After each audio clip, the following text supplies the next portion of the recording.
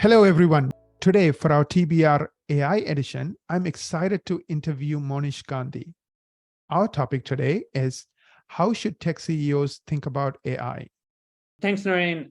Likewise, thank you for inviting me. And likewise, I always enjoyed our conversations. I've learned a lot from you. And more than anything else, I love your energy and enthusiasm. So excited to be part of the conversation today. Thank you, Monish. The topic today, again, is how should tech CEOs think about AI?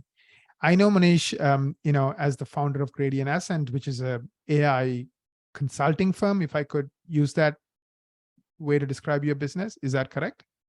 Yeah, we really sort of like to think of ourselves as we help our customers sort of survive and thrive in this AI world. And we do that by helping them figure out how and where should they apply AI, and then actually help them do that. And when I say AI, I'm including data science and machine learning in that. Perfect.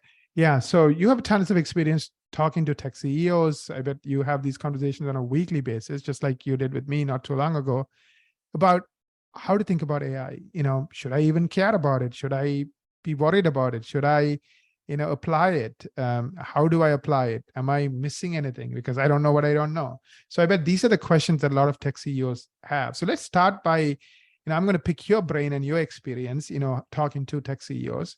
So what are some of the questions that tech founders, tech CEOs are asking you today when they start having conversations with you?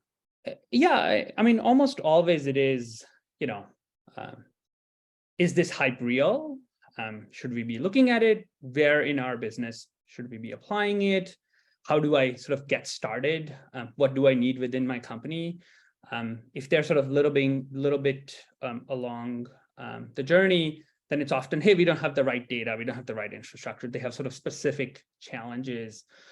But more often than not, the questions are really about the strategy and the vision and the impact, as opposed to how would I go about doing that, right? So I think we're still, for most people, early in the journey of how this will impact their business. More often than not, they're also kind of saying, hey, my customers are asking for it, or employees are already playing with it, or my board and investors are looking at AI and they want us to look at AI. So how do we sort of think about, how do we think about this the right way, without just sort of jumping on the bandwagon and sort of getting on the hype and potentially making a lot of wrong investments in terms of where what we end up building or what we end up using. So I think there is sort of the opportunity side, there is the curiosity side, there is the how do I do this side, but then there's also the risk management side. Like, how do I do this right the first time, and how do I work on and focus on the important things, as opposed to, hey, cool, this is cool, let's go build something.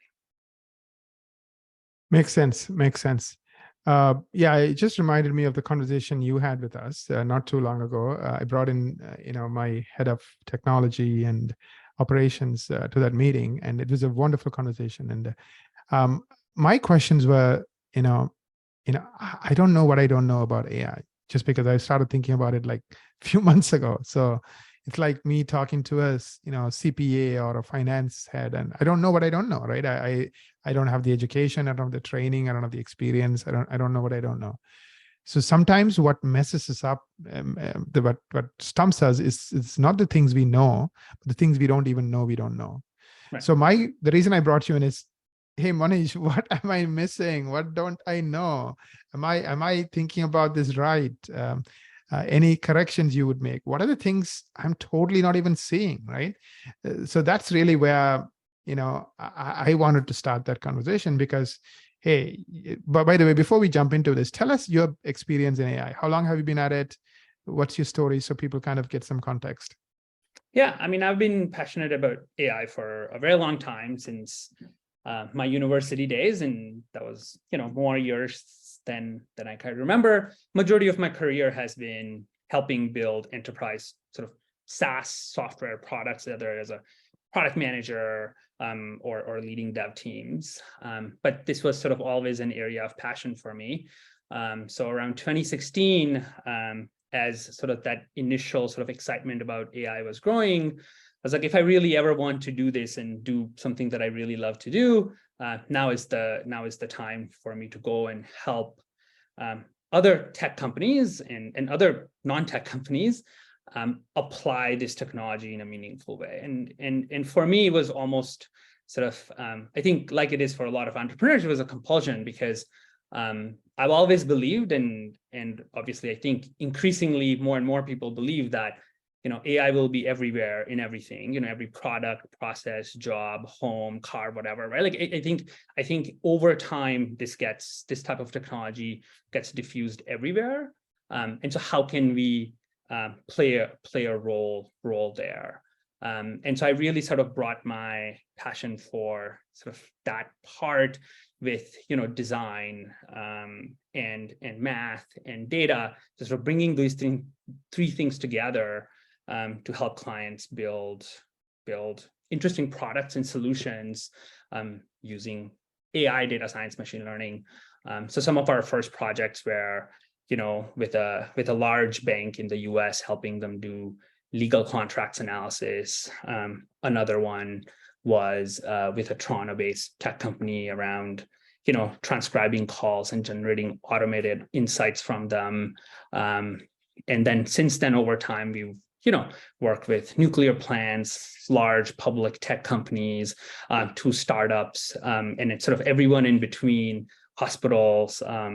So really the journey has been quite diverse, because the technology does get applied quite broadly, and that's what I love, right? So I love doing this stuff, and that's why we do it. So it's been, we're very lucky to get to do what you love to do. That's awesome. That's awesome. As you were saying that, I was just reflecting on my experience, my conversation with you. So what I got out of that conversation, Monish, is, perhaps why don't you share your take on what we are up to with AI? Of course, keep anything confidential, specific, but in general, like how do you, I want this to be valuable to our listeners. Like I want them to kind of almost listen into, your insights, and just for anybody who's listening, I run a marketing firm. We have 250 people. We were in healthcare for a long time, and recently we started helping tech companies with marketing as well. Our entire premise is done for you marketing, where your phone rings more and more over time. So that's kind of who we are. And it's a tech-enabled business. So we have a lot of people, but at the end of the day, tech makes us more efficient, more effective, and continue to get better all the time. Yeah. And I always like your marketing insights for us as well, right? So appreciate that we can leverage your expertise there. As you were kind of describing your business, you talked about the role that technology plays in your business around effectiveness, productivity. And actually that's sort of a good sort of mental framework to kind of start to think about businesses like yours. And when we were talking, that's how I was kind of thinking about. We tend to look at opportunities as, okay, is this an opportunity to help you make your operations more productive, right? So is this fundamentally an automation type of opportunity to make things cheaper, faster, better? Or is this an opportunity where you are leveraging this technology to improve the product or service that you provide? And I know it sort of, there are use cases where these lines get blurry, but in your case, right, sort of ability to do things cheaper, faster, better improves productivity in-house, but also drives benefit to your customers, because now they get better service that's cheaper and faster. So I think sort of thinking about, and that's what I sort of really liked when I was talking to you and your team, thinking about your business with the clarity of, why am I doing this? Like, why am I investing in AI goes a long way. Often, and this has been happening quite recently, people come and sort of say, hey, my board, my investors, my customers are asking us to use generative AI. It becomes sort of a solution looking for a problem. Whereas you and your team were much more deliberate in terms of, hey, we have a set of challenges around automating these tasks, doing research, writing reports, helping our customers ship things faster, or do marketing testing faster. And how do we now apply large language models or generative AI to solve those problems? And so what I really liked was that you were sort of driven by the problem as opposed to the solution.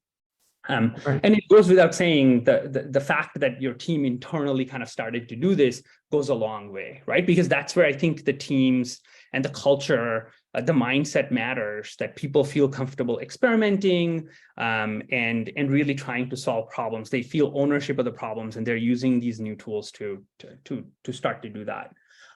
So I thought like those two things were really quite meaningful, and I think a lot of other successful customers that we see have that, and other places we are sort of encouraging that of, hey, try this, right? Try to use this to solve problems that you have, and experiment with it. Like in some ways, that's the best way to be successful at this, because it will identify the gaps you have from a data perspective, from skills perspective, from tools, and frankly, mindset, right? Like if your culture, if your mindset in the business is not to go experiment, then it becomes a little difficult. But it was great to see that you were already trying it.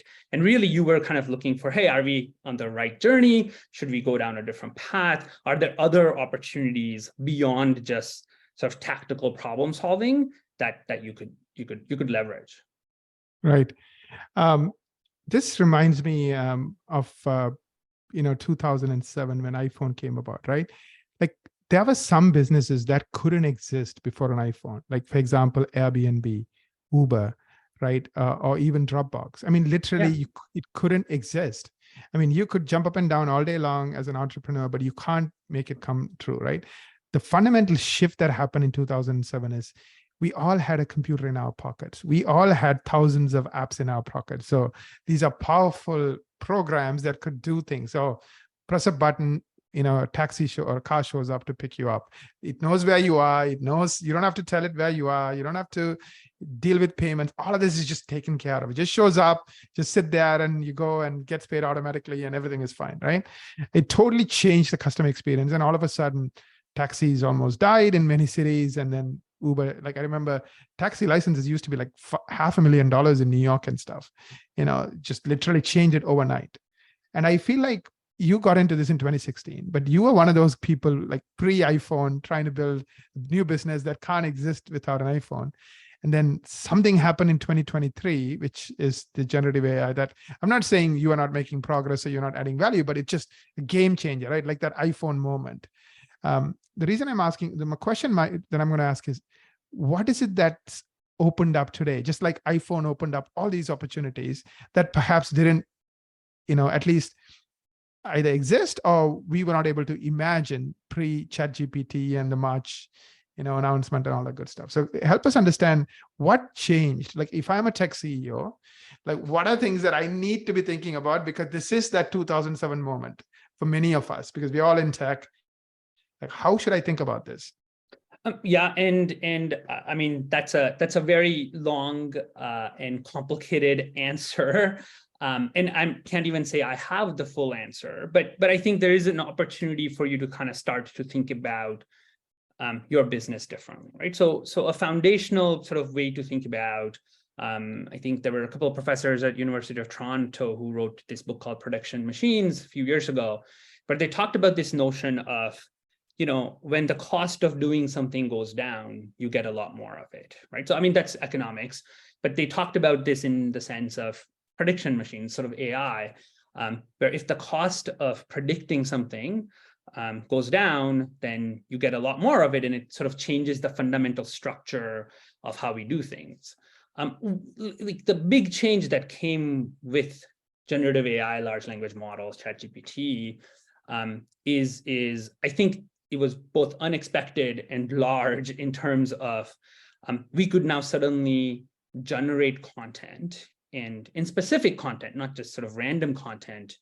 And the cost to do that has basically gone to zero, right? So that opens up a whole host of possibilities.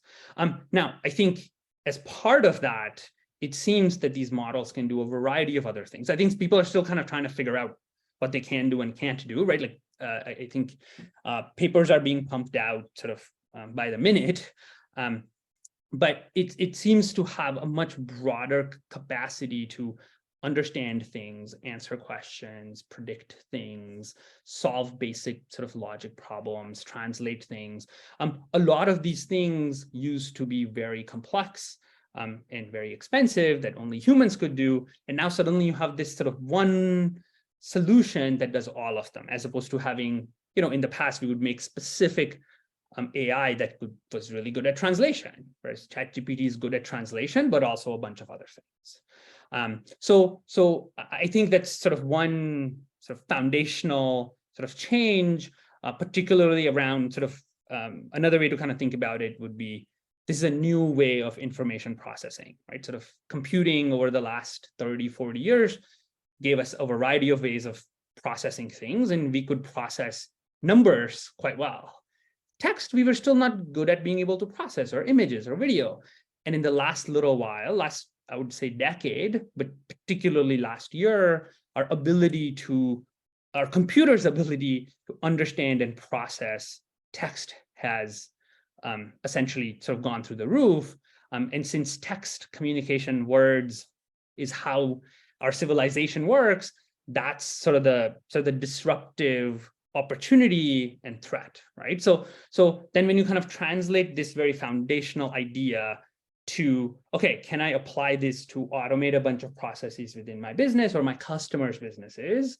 Or can I use it to do things you couldn't do before, build new products, new features? That opens up a lot of, as I said, opportunities for you, depending on how you look at it, or threats against you. Yeah, that makes total sense.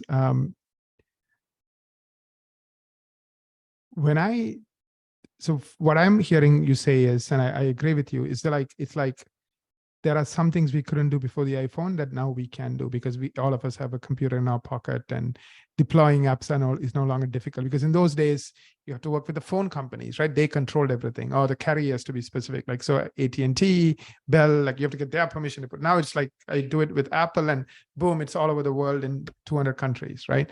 So there are some fundamental things they did that totally changed the game and made thousands or millions of developers to do all kinds of stuff to add value through that device that we all carried in our pockets.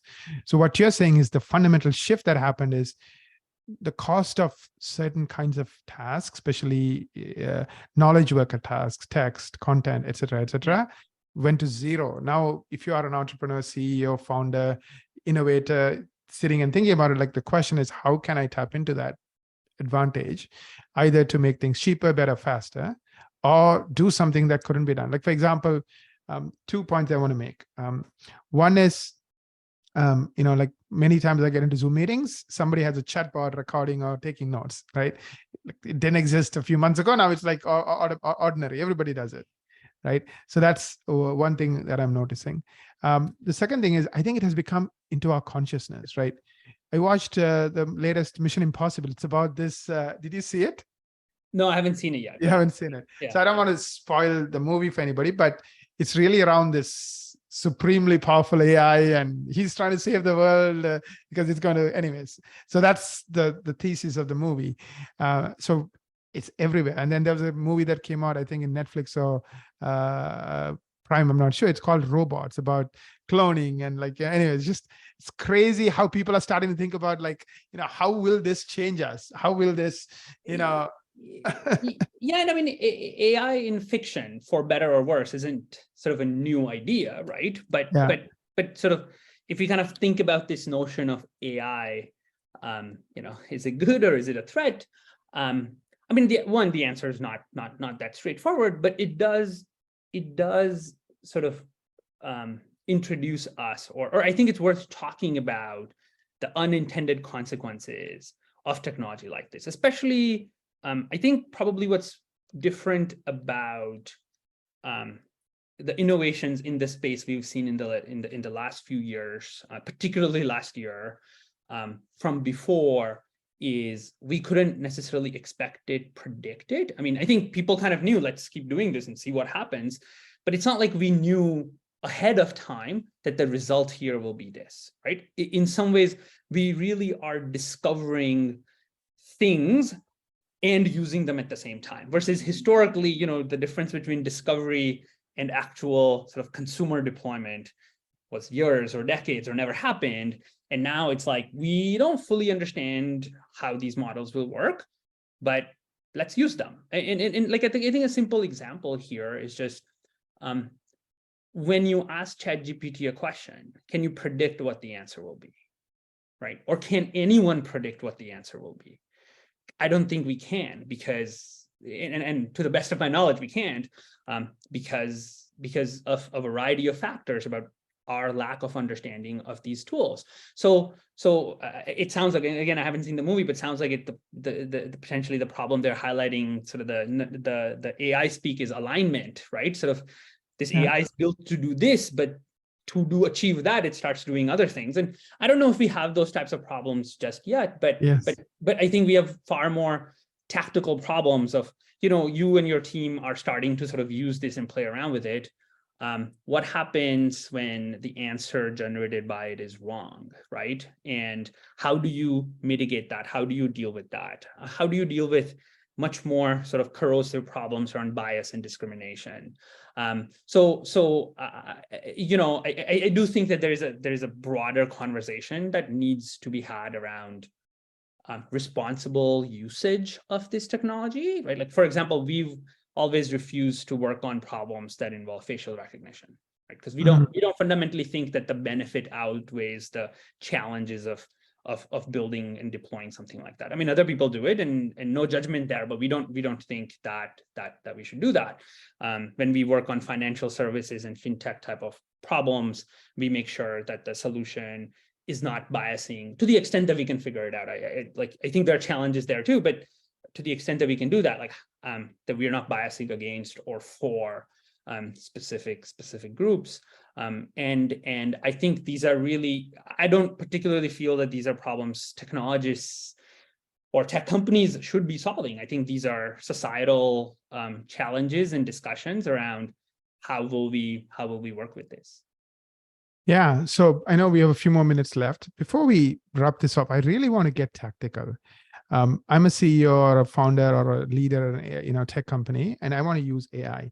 I know you talked about few things that you have to pay attention to get it right. In other words, increase your odds of success and reduce your odds of failure. What are those, if you were to put them into buckets, like what are some things that I need to think about if I want my future to be better with AI? I mean, let me be very blunt. I really thought about this long and hard. And one side of me was like, oh, it's going to take away jobs. It's going to change the world. It's going to suck.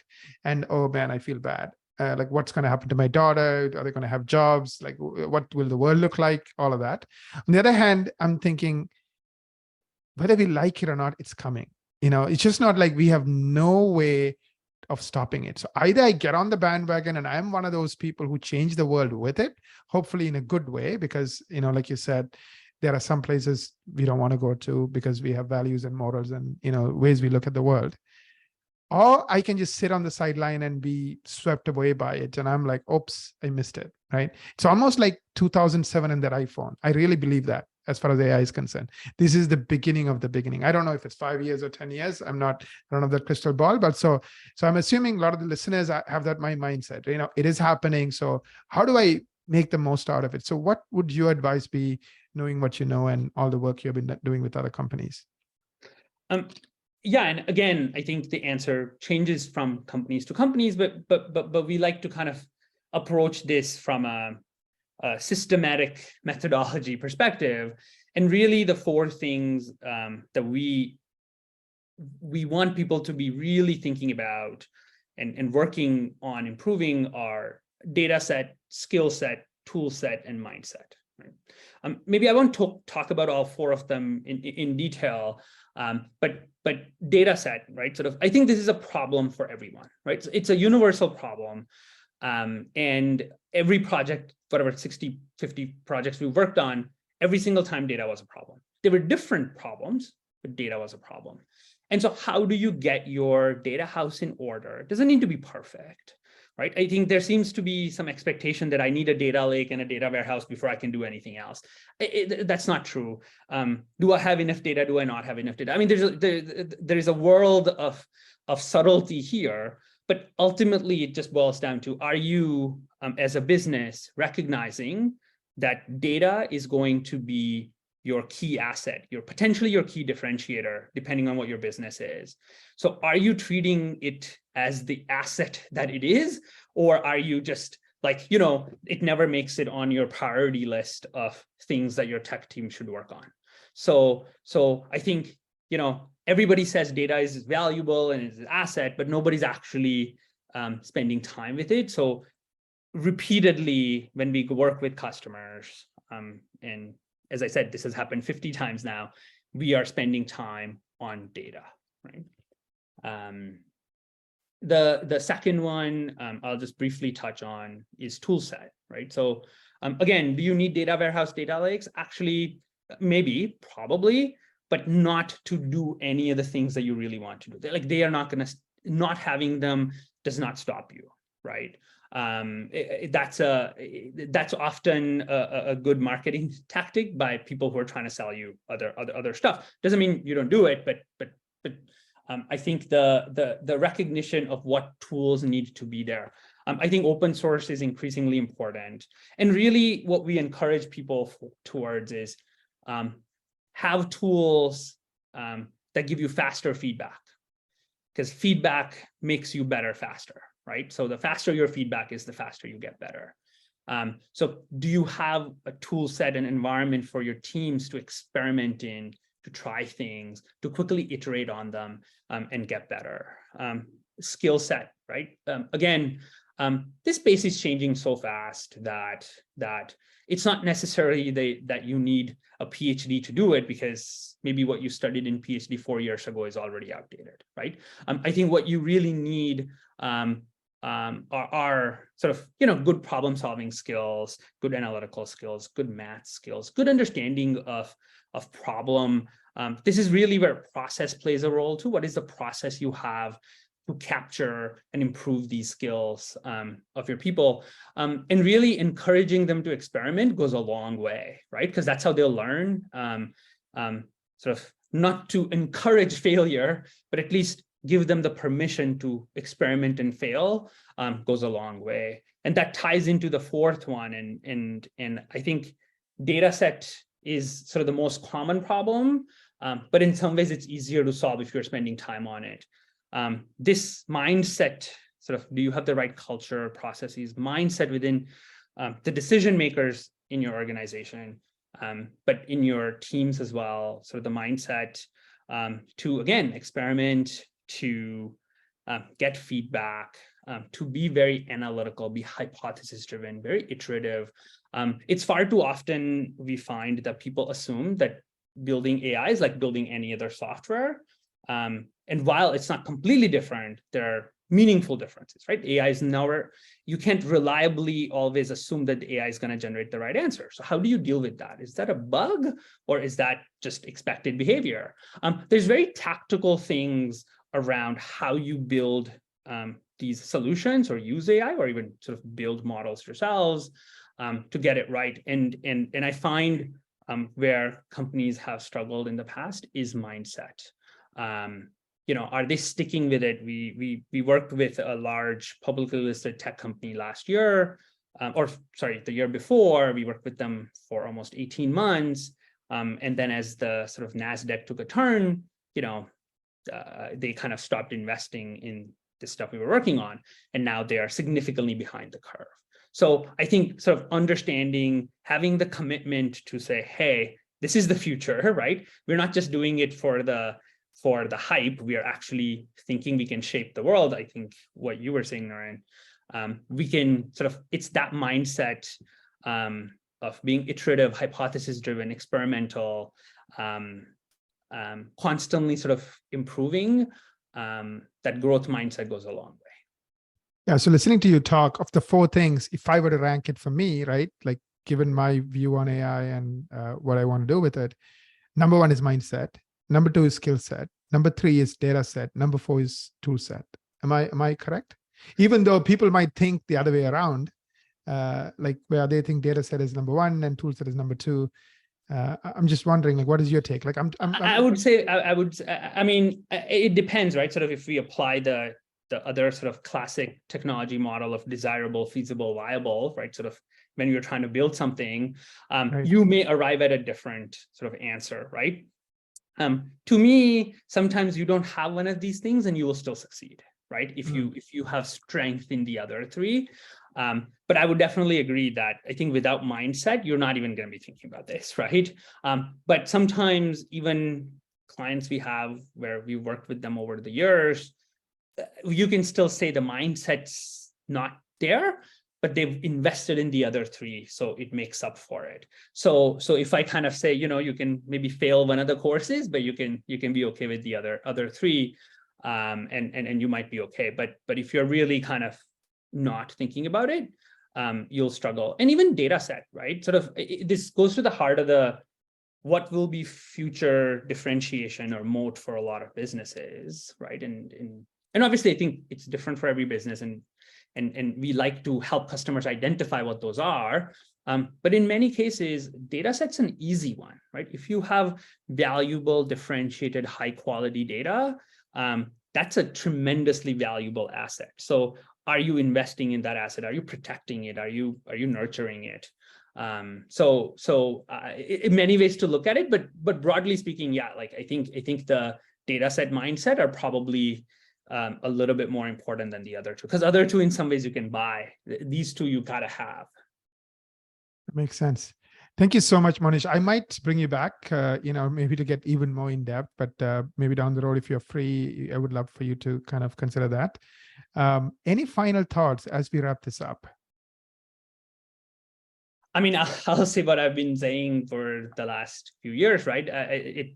It's been the source of our passion, which is we really do believe this will be everywhere. I mean, we don't know if it's going to take 6 months or 6 years or 60 years, but this will be sort of everywhere and in everything, which is, I know a lot of your audience is entrepreneurs.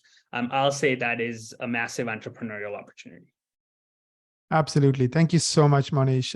Before I sign off, can you give us any way people can get a hold of you? Like, I know that conversation you had with me was immensely valuable, and I believe you are willing to offer that to our listeners today, like where if anybody wants to, hey, say hi to Manish and pick his brain for an hour or something about what they're up to, you are willing to do that Absolutely. We love falling in love with problems and understanding people's businesses. So I'm happy to chat and learn, and if I can help, I'm happy to help. So yeah, you can reach me through LinkedIn, our website, or my email, which I think Naren can post, or it's Yes. Monish@gradient-ascent.com. So you'll find us. Yeah, Monish@gradient-ascent.com. We'll put that all in the show notes so you can get his email, his LinkedIn, and his website, so you can get a hold of Monish. Manish, thank you so much. I always learn a lot from you. It's like you just focus on it. Like we live in a world where people who focus on it know the things that the others don't know because they are immersed in it. So you added so much value for me, which is why I brought you onto this podcast personally and for my business. And so appreciate you. And I also want to take a minute to appreciate our listeners. We cannot do what we do without you. Please write that review for us on iTunes or Google Play, whatever podcast platform you use. Please share it on LinkedIn, Twitter, any of your social media platforms. Perhaps share the entire video, share the podcast, share some clips. So we really appreciate everything you do to, help us get more people like you, hopefully learn and grow and run better tech businesses. Until we meet again with another amazing episode of TBR, your host, Naren Arulraja.